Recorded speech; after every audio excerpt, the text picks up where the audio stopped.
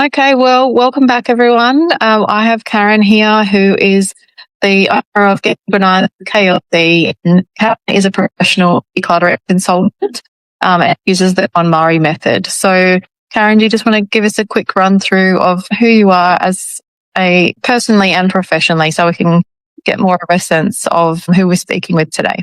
Yeah, I'm Karen. I am a professional organizer. I'm certified in the KonMari method of home organization, which is a deeper and more intentional way of decluttering your home.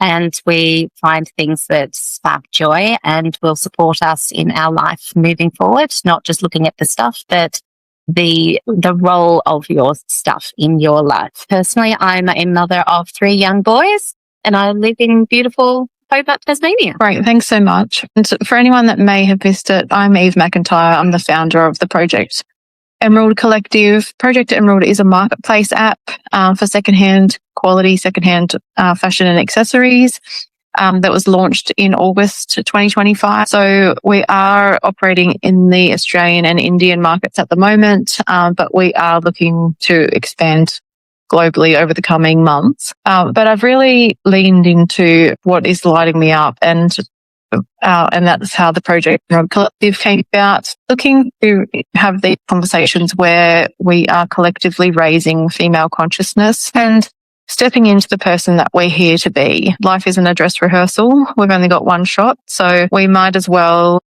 make it intentional, make it meaningful, and make it count. We are chatting today about, there has been a previous episode, so I would encourage you to jump on and have a look at that as well. But today we're really covering the emotional layers of our wardrobes. There's memory, aspiration, and the stories that we carry around the clothing that we have in our wardrobes. And we all know this is so much more than about fashion and about clothing per se. So we're going to explore the emotional complexity of our wardrobes. So we'll be covering things like clothing as memory, aspiration, guilt, and self-expression.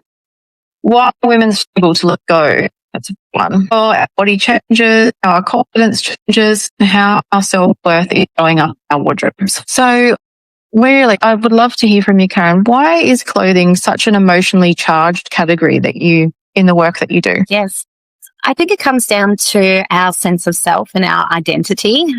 Clothing is our way of expressing who we are and our values, what we do for a living, maybe we're a mum, whatever it might be. Our clothing is our outward projection of what's on the inside to us. So I think very emotional kind of a category for people, especially women, with all the societal pressures that are impacted upon us to look the right way, wear the right things, be the right size, the right shape, all those sorts of things is all encompassed in our wardrobe and what we're wearing. So yeah, without people having a true sense of self and the confidence to really express themselves clearly, then, all these items in our wardrobe may not fit who we are. They may not fit who we are becoming. They may be from the past. These real ghosts of the past in our wardrobe. So it's a really hard thing for people to go through and confront sometimes. Most definitely. Yeah, absolutely. And what do you find with your clients and personally? What happens internally when we finally can let go? Yes, there's definitely the sense of calm and lightness. It's a very uplifting kind of a process to go through. And, when we've done a reset of our closet and we find all those pieces that truly do suit us in all aspects of our life.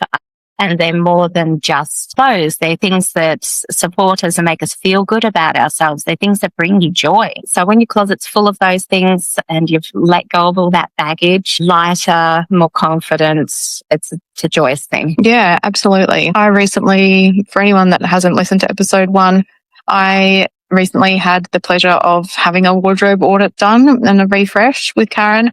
And it did certainly bring me a sense of light and joy. I went the extreme, of coordinating the colours in the wardrobe to be in a rainbow fashion, because that brings me joy. I found that I let go of a lot of ghosts that were in the closet, those tended to be a lot more structured items, I found. And I've really realised that I do prefer dresses and skirts at this point in my life, which came out in the wardrobe audit that I'd never really reflected on. Maybe it's my body changing, maybe it's the season of life, but it was good to have that moment. And also that I was wanting to let go of things more comfortable. When Karen questioned me about that, I actually was like, oh, I shouldn't just feel like I needed to get rid of that just because it was comfortable. I think that we're all craving more comfortable experiences in our lives and, that sense of comfort, whether it comes from the structure of a garment or the material that it's made from. It can play out in many different ways. How do we reconnect with what actually feels like ourselves? Yeah, so the process that I use, and it's a very KonMari process of going through our closets, is to first find an item that truly brings you joy, your favorite piece, something that you really enjoy wearing, something that lights up your face when you hold it. And, I always find that people, find your favorite thing, they grab it, and then they start telling me all about it. And there's just this joyful glow that comes over them. They're smiling, they're telling me about a time when they wore it or how it makes them feel. That's the joy that we want in all of our clothes. And I get them to go through and select all those joyful items in their wardrobe, all the ones that they want to keep. And from that, this real sense of self and intention and confidence comes from choosing these things. And you naturally find that you're finding your style and what you want by choosing all these joyful pieces. And the things that are left over are things that just don't suit you. And it's just easier to let those go and hold on to the joy and things that are aligned and intentional and part of your life, things you want to wear. Yeah, absolutely. And who doesn't want more joy and more fun in their lives? Yeah, we focus on those two things and let the rest go. I just think that will play out positively in many different aspects of our lives. Yes, it does. But having being empowered to actually do that is such a gift. Yeah. So it's certainly a mindset shift, which is your wardrobe should really support the woman you are today. Yes, most definitely.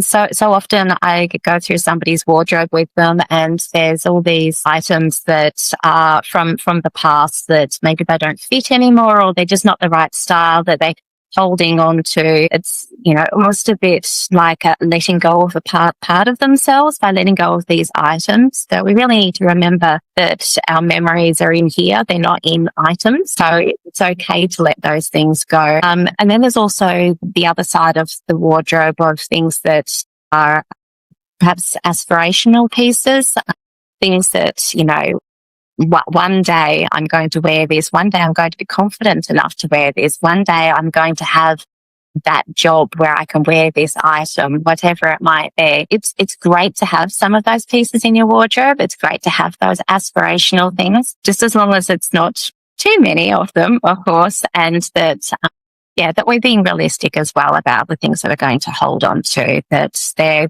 going to give us inspiration to get to where we want to be, and that they're not a guilt-laden thing that I should be there, I should be wearing things, I should fit this, whatever it might be. We need to look at items in our wardrobe and feel uplifted and empowered rather than feeling guilt or should haves, whatever it may be.